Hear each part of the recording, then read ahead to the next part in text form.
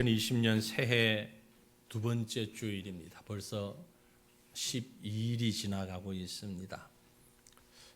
해가 바뀌고 연도가 바뀌면서 무언가 많이 새로운 것들이 우리 가운데서 있지 않을까 기대하는 마음도 있었지만 사실 별로 달라진 게 없습니다. 거기서 거기 역시 해가 뜨고 밤이 되고 난방하지 않으면 춥고요. 먹지 않으면 배고프고 우리 주변에 있는 사람들 다 비슷하게 살아갑니다.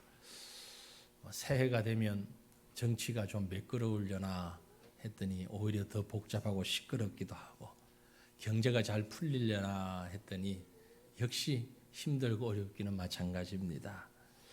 실제로 달라진 것은 우리 주변을 감싸고 있는 환경적인 부분에서는 달라진 게 별로 없습니다.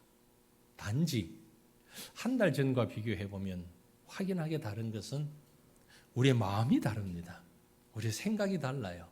한 달 전에는 어떻게 하면 금년 한 해를 잘 마무리할까, 그리고 지난 한 해 동안 내가 뭘 잘하고 뭘 잘못했는가 뒤를 돌아보는 시간이 많았는데 한 달 후인 오늘은 보니까 앞으로 나가는 일에 대한 생각이 많습니다. 뭘 해야 할까? 금년에는 이 일을 해야 할 텐데 비전이 있고 소망이 우리 가운데 있습니다. 참 그것이 귀합니다. 너무 좋은 것입니다. 앞을 생각하고 소망을 가진다는 것. 우리가 이 땅을 살아가면서 잃어버리는 것도 있고 얻는 것도 있고 잃지 말아야 되는 것도 있는데 꼭 잃어버리지 말아야 하는 것 가운데 하나가 바로 소망입니다. 윌리엄 바클레이라고 하는 아주 유명한 신학자가 있는데요. 이분이 말하기를 우리가 세상을 살면서 잃지 말아야 할 것 중요한 것 세 가지가 있다. 그 세 가지가 뭔가 하니까 참을성, 이성, 소망, 그렇게 세 가지를 지적을 했습니다. 어려운 상황 형편이라 할지라도 참을성이 있으면 견디고 나갈 수가 있습니다. 초대교회 시절에 성결한 공동체의 대명사였던 쿰난 공동체에 들어가기 위해서 꼭 필요한 자격이 하나 있었는데 그게 뭐냐 하니까 참을성이었어요. 참을성. 현재 아무리 상황이 좋지 않아도 참을성이 있으면 나중까지 견딜 수 있다는 거죠. 공동체에서 벗어나지 않고 살 수 있다. 그래서 참을성이 중요한 거라고 생각을 했습니다. 그리고 이 바클레이라는 신학자가 또 말한 것이 이성입니다. 이성을, 하나님이 주신 이성을 잘 간직할 때에 사람답게 살 수 있다. 특별히 오늘날처럼 이 혼동스러운 시절에 많이 가치관이 혼란하는 이 시절에 하나님이 주신 바른 이성, 이것이 있어야 바른 믿음을 가지고 살 수 있다라고 얘기를 했습니다. 그리고 마지막 한 가지가 소망이라는 것입니다. 참을성도 있고 이성이 있다 할지라도 소망이 없으면 그건 끝난 것과 마찬가지다. 그런데 성경을 보면 이 소망은 너무너무 중요한 것이라고 얘기를 합니다. 로마서 8장 24절에 기록하기를 우리가 소망으로 구원을 얻었으니 보이는 소망이 소망이 아니니 보는 것을 누가 바라리요 했어요. 소망으로 구원을 얻는다. 우리가 알기로는 구원은 무엇으로 얻습니까? 믿음으로 얻는다고 생각했는데 아니 성경에 믿음으로 구원받는다가 아니고 소망으로 구원을 얻는다. 결국 이 소망이 무엇이냐라면 믿음과 같은 의미라는 거죠. 이 소망은 큰 집으로 이사 가야 되겠는데 이런 소망이 아니고 우리 아들이 좋은 대학 합격해야 하겠는데 이런 소망이 아니라 이 소망은 하나님이 주신 믿음의 이성을 가지고 생각한 하나님의 비전, 이것을 말합니다. 그래서 이 소망은 바로 믿음과 동의어로 사용을 하고 있는 것입니다. 오늘 이 자리에 나와 계신 여러분들, 우리 다 각기 다른 사람들입니다. 같은 것이라고는 하나도 없습니다. 얼굴이 다 다르고요. 나이도 다르고 이름도 다르고 생년월일도 다르고 환경도 다르고 다 다릅니다. 그런데 우리 가운데 공통적인 것 딱 한 가지 있습니다. 다 똑같은 것 하나 있습니다. 뭐죠? 믿음입니다. 우린 다 신자입니다. 믿는 사람, 믿음을 가지고 있다라는 면에서 동일한 것입니다. 즉, 이 믿음은 이 세상에서 사는 믿음만을 얘기하는 것이 아니라 구원받는 믿음, 즉 소망을 두고 하는 얘기입니다. 금년 한 해에 우리에게 여러 가지 소망이 있습니다. 여러 가지 비전도 있고 꿈도 있습니다. 그러나 이 믿음, 이 소망이 다 하나님 안에서 동일한 소망이 되기를 원하는 것입니다. 우리가 동일하게 가지고 있는 믿음, 그 소망이라는 것, 이게 뭔가? 바로 하나님을 중심하는 믿음이며 소망인 것입니다. 금년 한 해 동안 우리를 세우시고 이끄시는 하나님만 바라보자 주제를 가지고 우리가 신앙생활을 해나가기를 원합니다. 우리에게 동일하게 있는 믿음, 동일하게 있는 소망, 동일하게 있는 이 꿈, 그것이 도대체 무엇입니까? 우리가 바라봐야 할 하나님의 내용이 어떤 것입니까? 어떤 하나님? 왜 그 하나님을 바라보아야만 하는 것입니까? 오늘 우리는 본문 말씀을 통하여서 바로 그 사실을 함께 생각하며 은혜 나누기를 원합니다. 가장 먼저 우리 심령 가운데 새겨야 할, 생각해야 할 중요한 교훈은 이것입니다. 여러분, 성도의 인생에는 고난이 함께 있습니다. 사람들이 쉽게 생각하기를 예수 믿으면 만사형통이라고 생각하지요. 예수 믿으면 아무 고난도 없고 아무 어려움도 없고 편안하게 세상을 살 수 있을 것이라고 생각하는 분들이 종종 있습니다. 그러나 그렇지 않습니다. 잘못된 생각이십니다. 예수 믿어도 믿음 안에서도 살아갈 때에 모든 일이 잘 되는 것만은 아닙니다. 어쩌면 더 많은 고난이 있을 수도 있습니다. 오늘 읽은 성경 말씀의 그 배경을 잠깐 살펴보면요, 이스라엘 백성이 출애굽했습니다. 애굽에서 종살이 하다가 나와서 그것도 하나님이 인도하시는 땅으로 약속의 땅 가나안을 향해서 갑니다. 그러면 하나님이 끄집어내셨으니까 하나님이 약속하신 땅은 평안하고 행복하고 좋은 일만 가득해야 하지 않겠습니까? 그런데 그렇지 않았어요. 하나님이 주신 그 땅은 그렇게 평안만 있는 땅이 아니었습니다. 스크린에 먼저 나와버렸는데 오늘 본문 19절을 보시면은 우리 하나님 여호와께서 우리에게 명령하신 대로 우리가 호렙 산을 떠나 너희가 보았던 그 크고 두려운 광야를 지나 아모리 족속의 산지 길로 가데스 바네아에 이를 때에 라고 말씀하고 있어요. 이 백성이 나갔던 그곳은 가나안 땅이 아닙니다. 광야였어요. 광야인데 어떤 광야냐? 크고 두려운 광야라고 했어요. 자, 본문 우리가 신명기를 읽었는데요.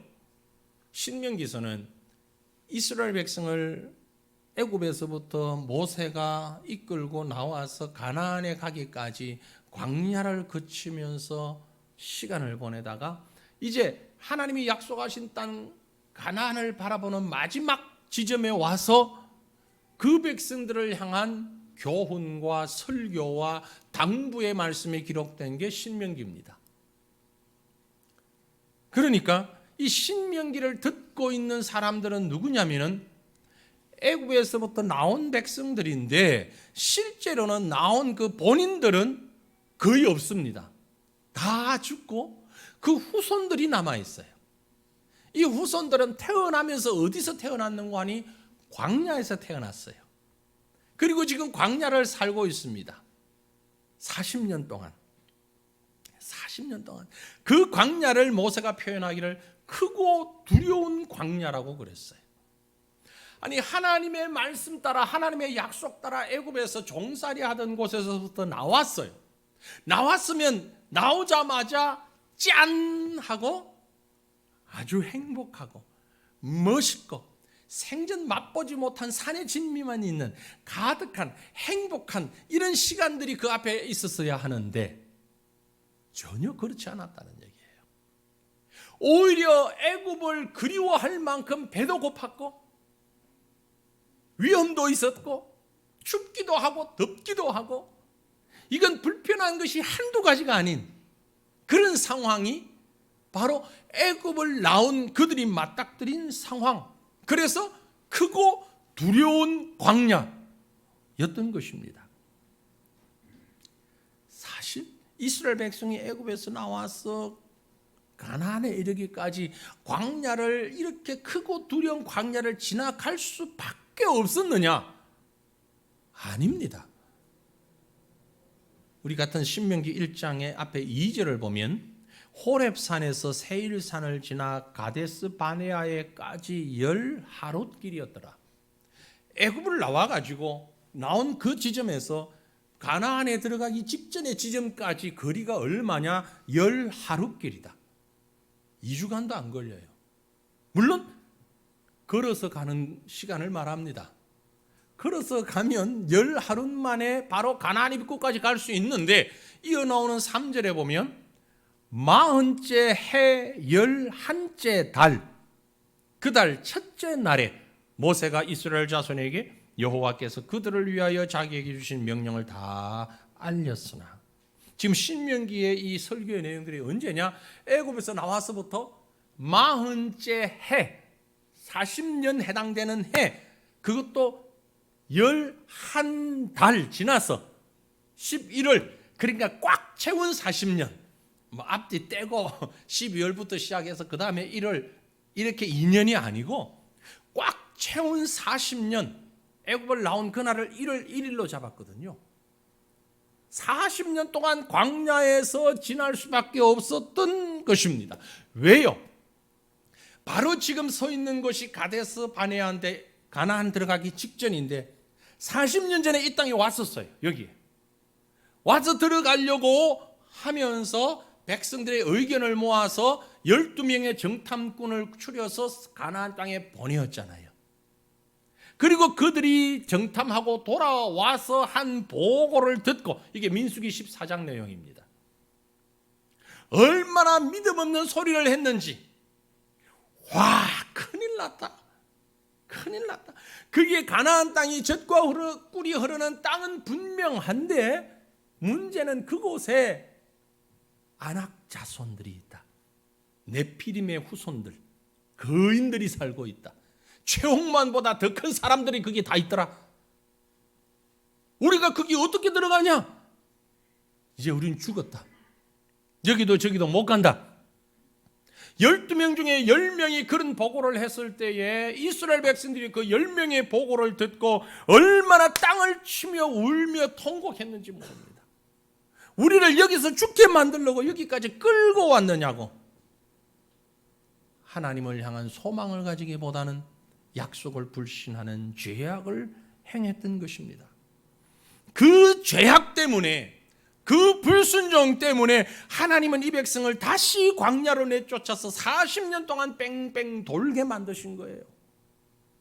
엄격하게 말하면 지금 모세 설교를 듣고 있는 이 사람들이 아닌 그 부모 세대가 하나님 앞에 바르게 행하지 못함으로 인하여서 이 광야의 40년을 고통 가운데 지나고 있었다라는 것입니다. 그 40년의 시간은, 그 광야의 시간은 이스라엘 백성들에게 훈련의 시간이었고, 생명을 위협하는 가운데 하나님을 바라보게 만드는 시간이었던 것입니다.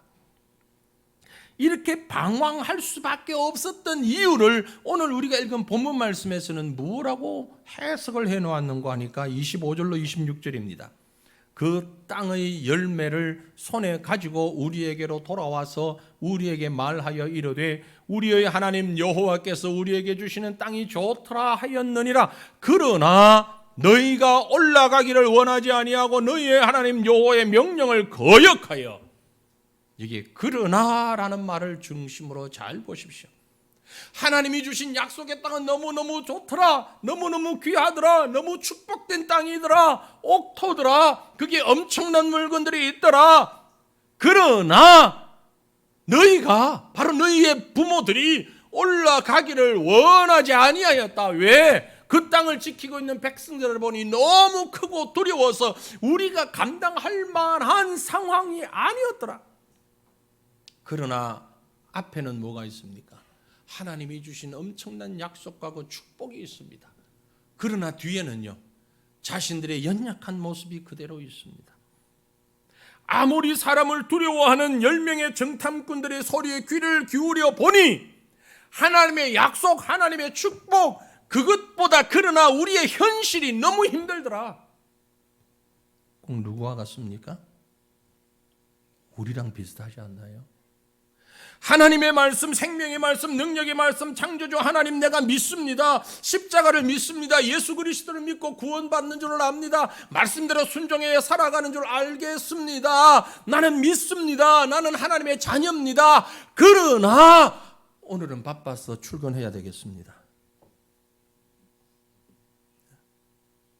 하나님 앞에 예배해야 하고 기도해야 하고 말씀대로 순종하며 살아야 되는 줄 알겠습니다. 그러나 오늘은 친구 좀 만나야 되겠습니다.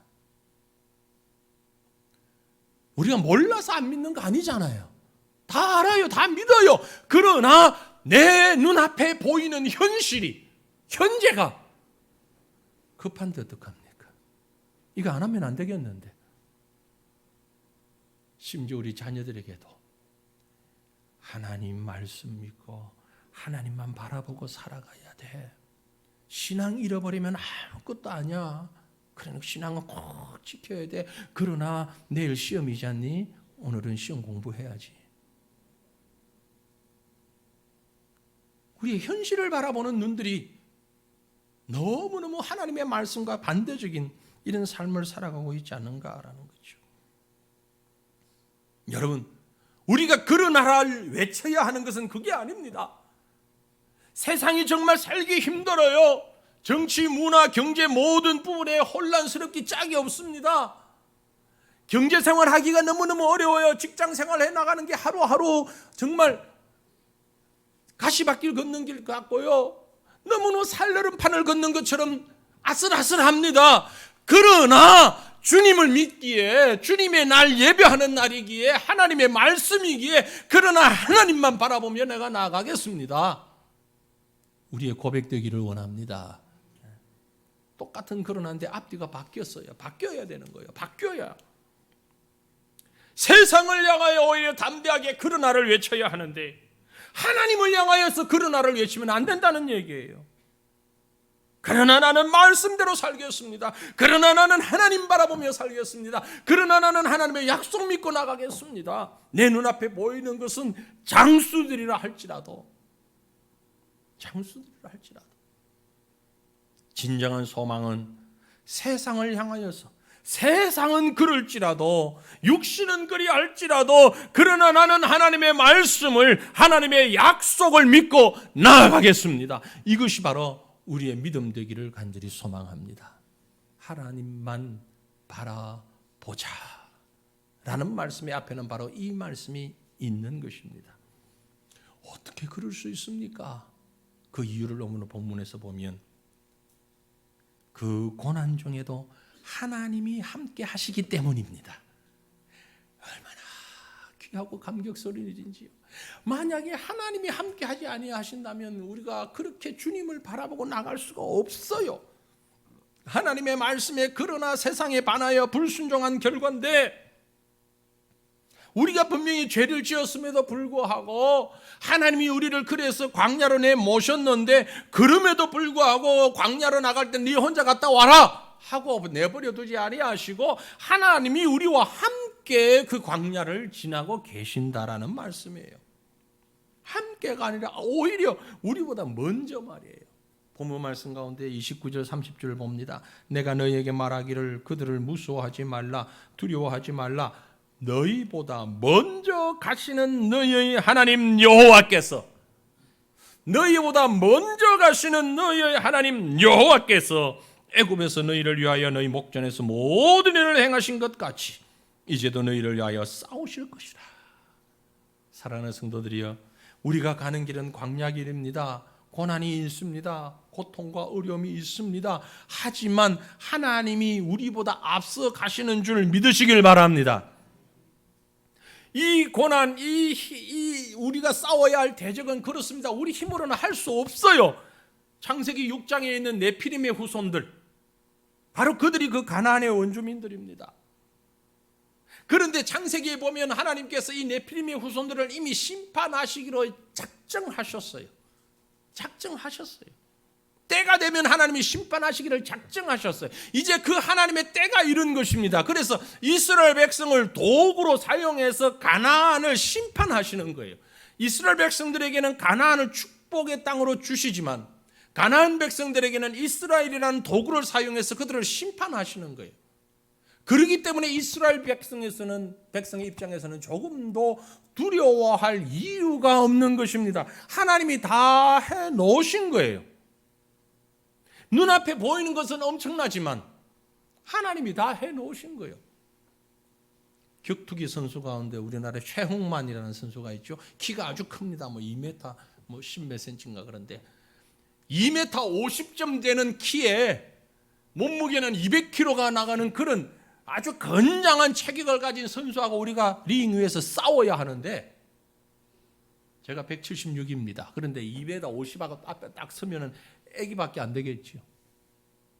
힘이 없어요. 격투기를 배워보지도 않았어요. 그런데 2m50에 200kg 되는 그거와 격투기를 싸워야 되는데 코치가 와서 뭐라고 얘기하는 거 하니까 야 쫄지 말고 가서 발가락만 살짝 밟아. 제 발가락 내가 부러뜨려 놨어. 발가락만 살짝 밟으면 악 하고 넘어질 거야. 이길 수 있어요 없어요? 신나게 가지. 만연의 미소를 띠고 가지. 자신 단단하게 가지. 왜? 먼저 해놨는데 뭐. 발가락만 밟으면 되는데. 아니 발가락 안 밟아도 돼. 확 금만 한 번 주면 꼬꾸라져. 왜? 이미 다 지금 쓰러지기 직전이 99.9% 다 쓰러졌어. 그 개어 서 있을 뿐이야. 그런데 관중들은 주변의 사람들을 보면 와, 저 큰 사람을 어떻게 이길 거냐고 도저히 불가능하다고 야단이에요. 근데 우리는 가능해요. 왜?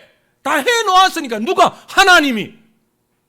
하나님만 바라보는 이유가 바로 이것입니다. 이것이에요.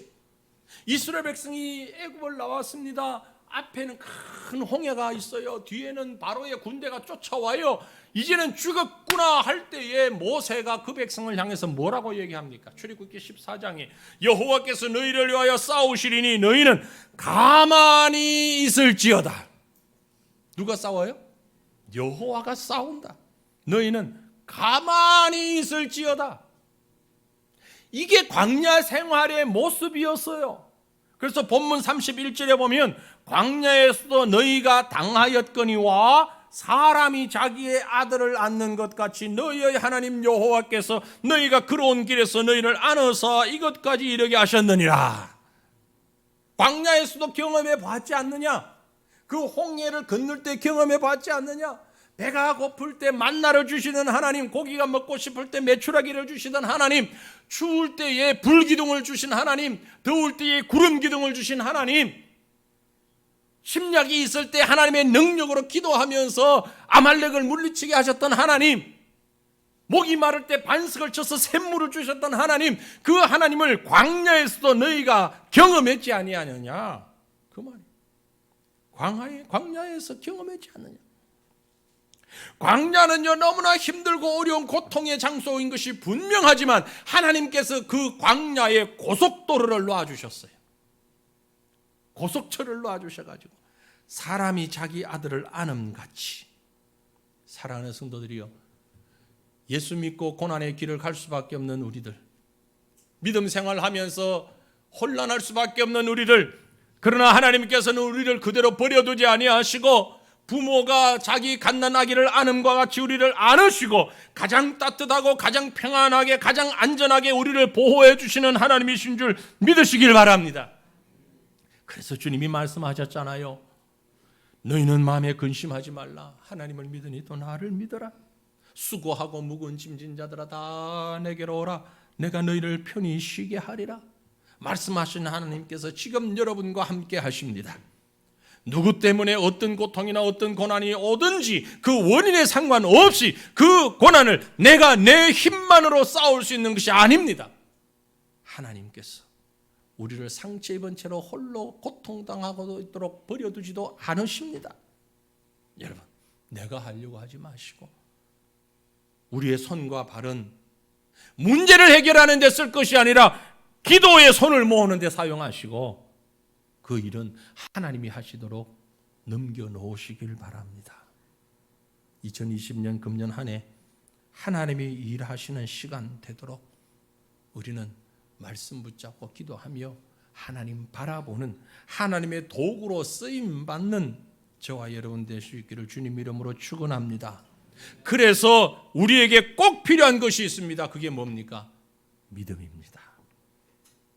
30절에 너희보다 먼저 가시는 너희의 하나님 여호와께서, 32절에 이 일에 너희가 너희 하나님 여호와를 믿지 아니하였도다. 33절에 그는 너희보다 먼저 그 길을 가신다.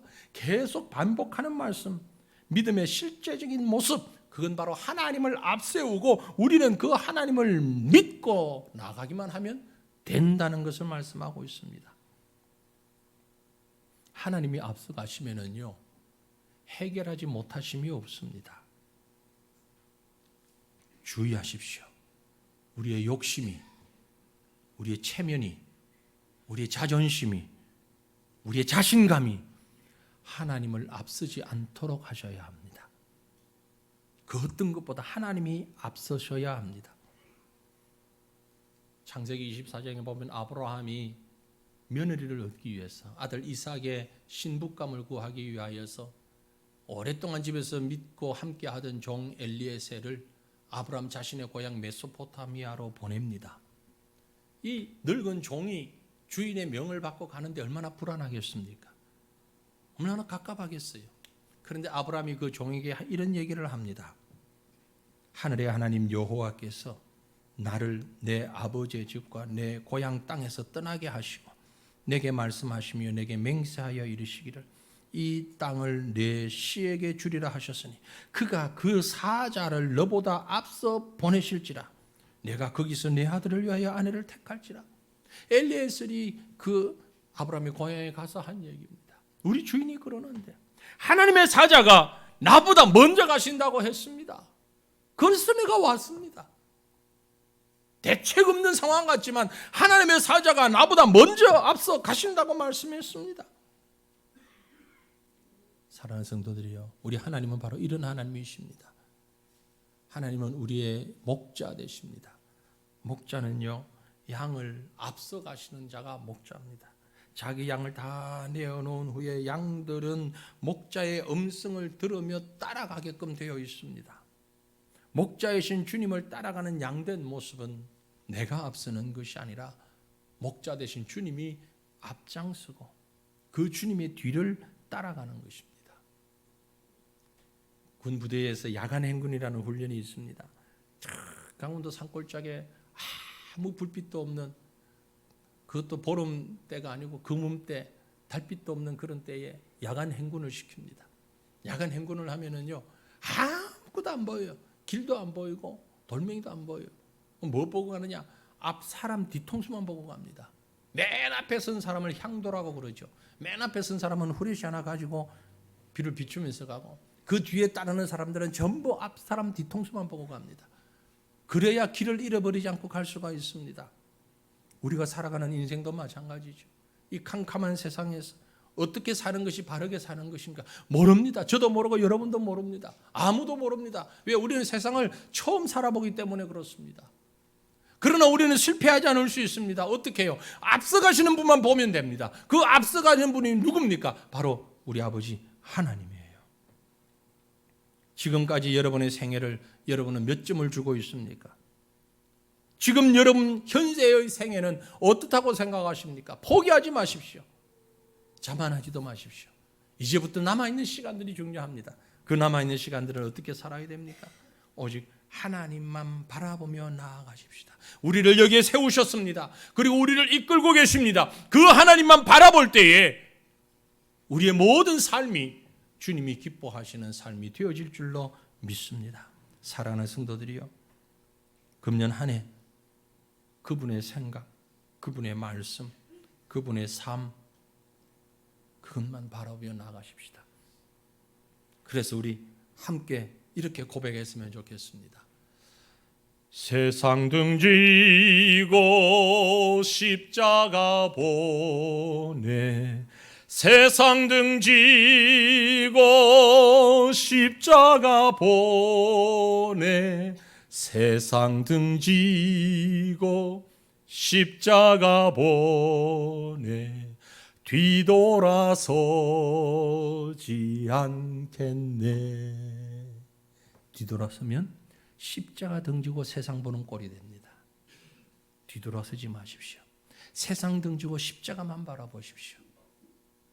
하나님만 바라보십시오. 그것이 곧 모든 소망이며 모든 믿음이며 모든 승리인 것을 믿고 오직 하나님만 바라보고 세상 등지고 나아가는 믿음의 용기를 가지는 저와 여러분 2020년 금년 한 해 되시기를 주님 이름으로 축원합니다. 기도하십시다. 우리 함께 말씀 생각하며 기도할 때에 하나님, 내가 따라가야 할 길, 내가 보아야 할 길, 내가 나아가야 할 길은 바로 내 생각이나 내 판단이 아니라 주님이 가신 그 길입니다. 주님만 바라보며 나를 세우시고 나를 이끄시고 나를 동행하시는 주님만 바라보며 나아갈 수 있는 우리의 걸음이 되게 하옵소서. 우리 간절한 마음으로 통성으로 먼저 하나님 앞에 기도하십시다. 살아계신 하나님,